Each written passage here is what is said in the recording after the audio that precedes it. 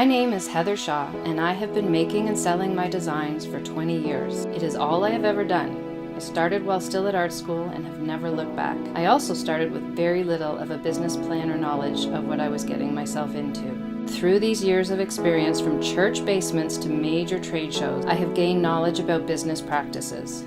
I am happy to share some of my tips to help you grow your markets. Here's my first tip. Research your markets in advance. When I first started, I made whatever I felt like making. The collection had very little unity, and I had no real objective other than to just be able to craft things and have people buy them.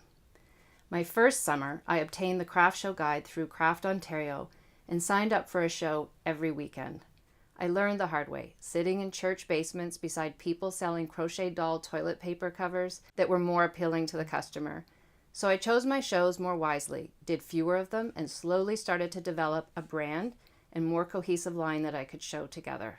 So I have learned that you need to identify your customers, both the people and the stores, make a list of your favorite stores or of the stores where you would love to see your work, clarify who your key customers are or who you would like them to be, and maybe even imagine a fictitious version of your customer or of a celebrity that embodies your brand.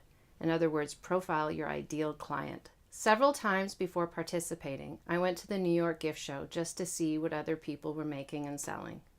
Now I pay more attention to blogs and social media and will follow other brands to see how they are reaching out to people as more of a business and marketing models rather than for product inspiration. So I have learned to research what other competitors are doing, sign up for emails of other companies to see their outreach techniques, look at blogs that feature competition to stay abreast of what others are doing and why they are being featured, attend large wholesale trade shows and let people know where you will be, and to identify your most influential contacts and put yourself forward.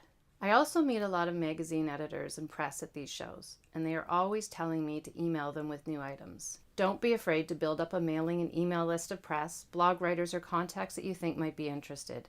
So I have learned to use these contacts, have an annual plan for promotional activities with seasonal campaigns before they creep up on you and taking into account shipping times for your holiday campaign. Schedule ahead of time directly into your calendar and make it a deadline. And also pay attention to analytics that will show you where people are finding you from, because that will be invaluable.